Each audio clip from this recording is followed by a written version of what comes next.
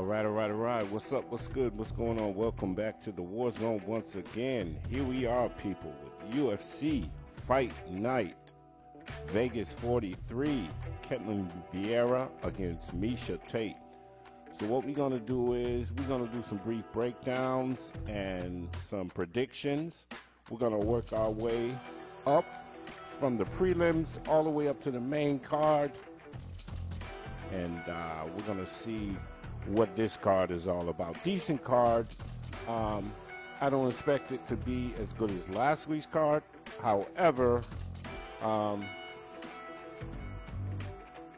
we may see some surprises here. With that being said, let's get into it.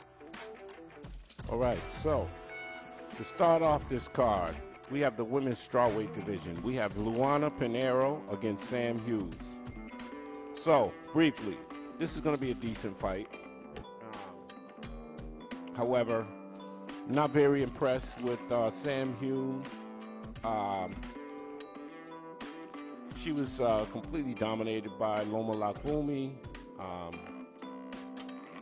However, these are very Tecia Torres. These are very good fighters. I can't take anything away from her from those fights. However, I just think Pinheiro is just too good for the likes of a Sam Hughes. Great grappling, better all around. She ragdolled Randa Marcos in that fight before that fight was called. We know there was a controversial head kick in that fight. However, I expect Pinheiro to go out here and dominate this fight from start to finish. So I'm taking Luana Pinheiro by unanimous decision. All right, next up. In the men's featherweight division, we've got Shailen Nordembeek against Sean Soriano. I'm going to have to go with Shailen. I'm going with the underdog here, man. I look for him to win by decision. I look for him to out-grapple Sean Soriano. Sean Soriano, man, he doesn't have great takedown defense, man. I think he's fading in his career, man, and I think that it's all about coming here to get paid.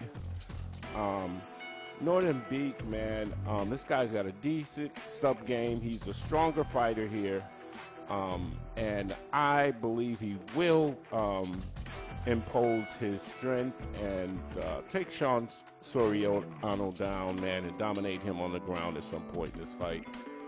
We may see Sean Soriano come out in the first round and have some success, but over the course of this fight, man, I look for Nordembeek to wear him down. So I got Nordembeek by split decision. All right, so next up in the men's flyweight division, we have Cody Durden against Aori Kilang.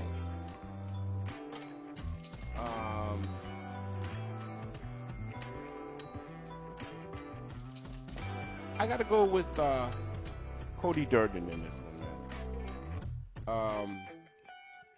I think Cody Durden has a decent grappling game, man. Decent sub game as well. We all know he lost that fight to Jimmy Flick by flying guillotine. Jimmy Flick was a problem to begin with, so that wasn't a really bad loss. And the thing about Aori Kilang, the reason why I have to go with Cody Durden is really strong. Aori Kilang has been submitted on several occasions and out-grappled, just excessively out-grappled. So, Aori Kilang, I don't expect him to be able to prevent Cody Durden from taking him down and pretty much dominating this fight, man, as the fight goes along. So I got Cody Durden in this one, 29-28 by decision. All right, next up, men's lightweight division. We've got Terrence McKinney against Fares Ziam. I got to go with Terrence McKinney in this fight. It's going to be, I believe this will be a technical fight. It will be on the feet. I don't expect any of these guys to grapple. However, I've got to go with Terrence McKinney because of the difference in power in this fight. Terrence McKinney has just awesome power, bro. Fares Ziam, I expect him to be on his bicycle in this fight. Really early. He'll be very cautious in this fight. Sort of like that Baeza and Chaos Williams fight. This guy, I expect him at some point to walk him down. He's much faster. I believe he'll outstrike Fares Ziam because of Fares Ziam is going to be so cautious of this guy's power. And we may see him get caught a couple of times. I don't see him being finished, but we may see him hit the canvas a couple of times, man, as Terrence McKinney catches up with him. So I'm gonna go with Terrence McKinney by unanimous decision because I believe he does drop him a couple times in this fight. We could possibly see a KO, but I'm giving Ziam the benefit of the doubt that he'll survive. So, Terrence McKinney by unanimous decision. All right, so next up, we have women's strawweight division. We've got Loma Lookboonmee against Lupi Godinez. All right, so I'm going to have to go with the underdog in this one as well, man. I'm going to take Loma Lookboonmee over Godinez. I got to give Loma Lookboonmee the edge because of her grappling, man. I mean, this girl is really strong. She knows how to control fighters against the fence. She's got great knees. She's very hard to take down. And when she gets taken down, man, she knows how to get back to her feet. Very basic, like I said, and just very strong. Lupi Godinez, I think, is right now. Lupi is just taking any fight she can. She's been too active, I believe. I think she needs to take some time off and really get herself together. I get it. She's trying to make as much money as she can right now. But at the same time, I question her cardio as the fight goes on as well. She seems to slow down really fast. And Loma Lookboonmee is just relentless. She is not going to stop this fight. So I'm taking the underdog Loma Lookboonmee to pull this one off, and we may even have a unanimous decision here. But I'm gonna give one round to Lupi Godinez, and I'm gonna say 29-28. Loma Lookboonmee. All right, moving on. Next up, and we have the men's lightweight division. We've got Rafa Garcia versus Nathan Levy.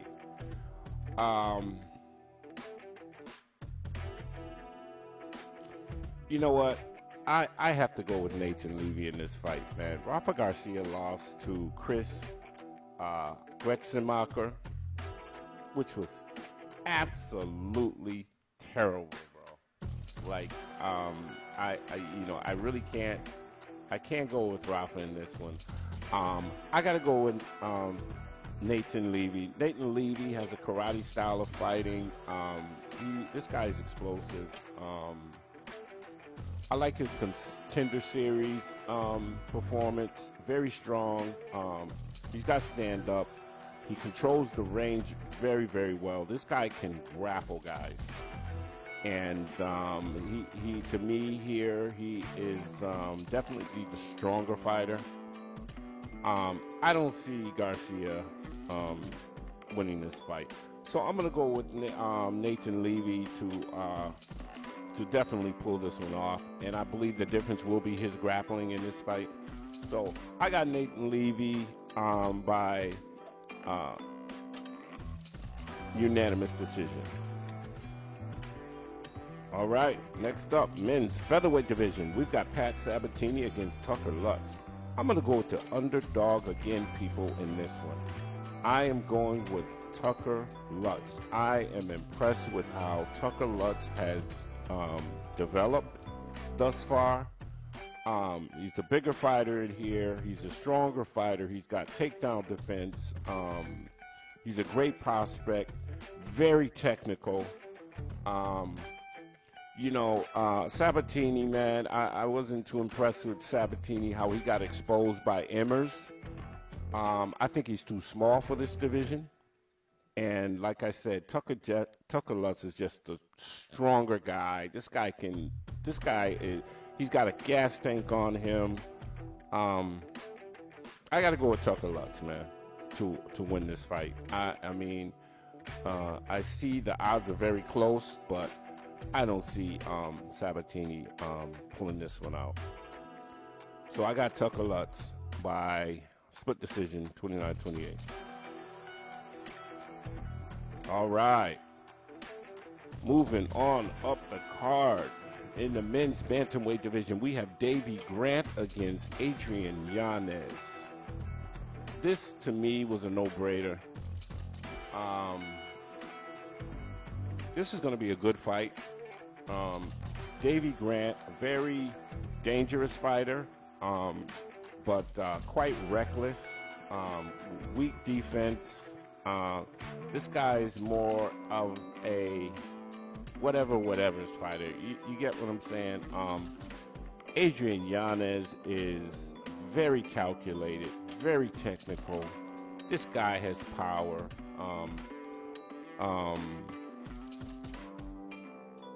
He does very well with takedown defense, and I think that Davey Grant is going to resort to trying to grapple in this fight, and I think that's going to be the biggest mistake he can make, because once he slows down, Adrian Yanez has lasers for hands, and he's got power, and he can put you away at any point in this fight. So I'm expecting Davey Grant to try to take this fight to the ground early, and I think he's going to slow down just enough for Yanez to catch him. I am predicting a second round KO by Adrian Yanez.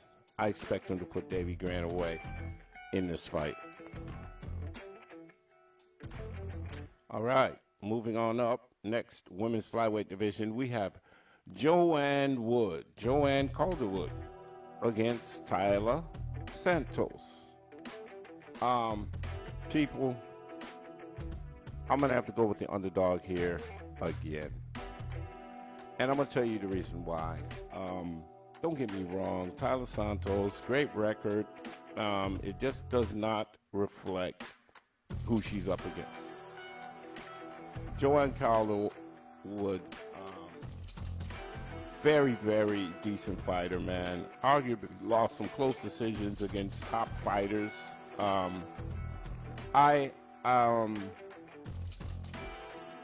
Better on the feet. This girl is definitely the more technical fighter amongst these two.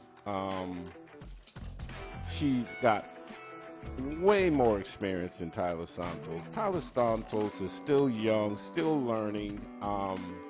She's going to have a very tough time winning this fight, man. Especially for what I'm seeing. I know she had to win over Roxanne Modafferi, but we all know Roxanne Modafferi is washed, and she has been washed for some time. So, there's no real way to gauge that. But like I said, Joanne Calderwood is just much too experienced. She's been in with, way better competition, and I believe she's going to come in here and she's going to prove to the UFC that, how dare you put this girl in here with someone with the skills that I have, and I believe she's going to show that. So I'm taking Joanne Calderwood, man, to make a statement and just show the UFC that they're moving this girl a little bit too fast. So I got Joanne Calderwood winning this fight by unanimous decision. We may see a 29-28, but I'm saying 30-27.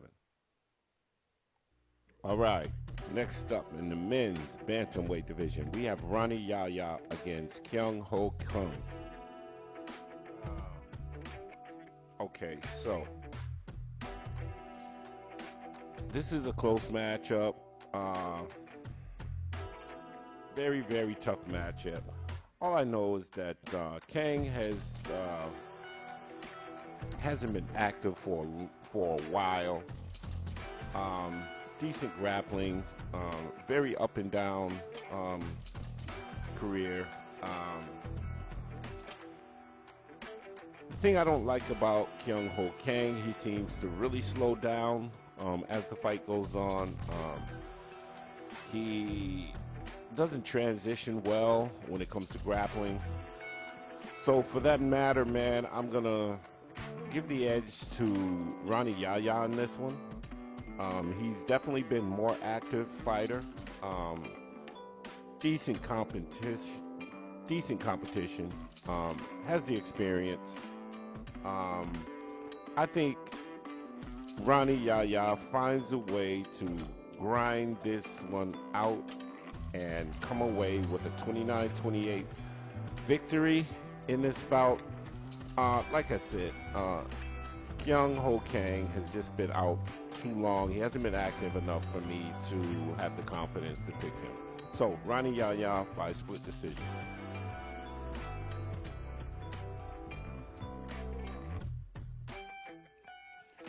Okay, the co-main event, moving on up to the men's welterweight division, we got Michael Chiesa against Sean Brady. Listen, people, I'm going to have to go with the underdog in this one, Michael Chiesa. Sean Brady, undefeated. I really like this guy. However, I'm going to tell you why I have to go with Michael Chiesa. For one, Michael Chiesa's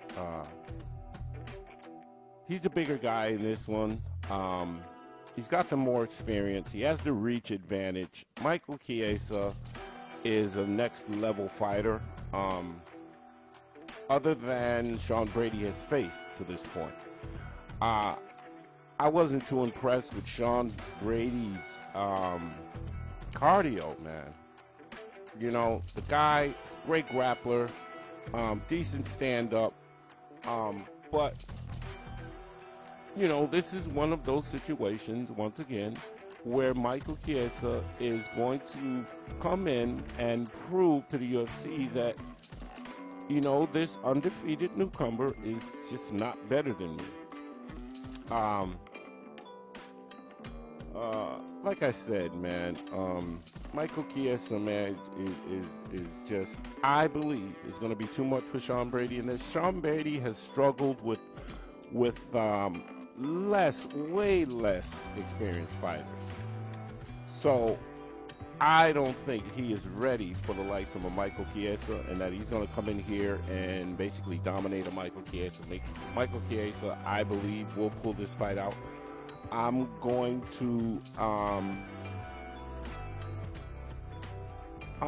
give Michael Chiesa the edge in this one, 29-28. I say Sean Brady probably pulls one round off, but like I said, man, Michael Chiesa is no pushover, and I believe he gets this one done. So I got Michael Chiesa, the underdog, winning 29-28. All right, people, here we are. The main event of the evening, women's bantamweight main event. Ketlen Vieira against Miesha Tate. I'm going to go with the favorite in this one. I'm going to go with Miesha Tate, man. Ketlen Vieira, she hasn't been, she's not active enough when she's inside the ring, man. Ketlen Vieira's kind of really nonchalant in the ring, man. She slows down terribly as the fight goes on. This is a 5-round fight. Miesha Tate is, you know, they're gonna be even, I believe, striking on the feet. But the difference in this fight, man, is going to be Miesha Tate slowing her down with her grappling, pitting her against the cage, taking her down. I don't see this fight going past 3 or 4 rounds. I think Miesha just wears her down.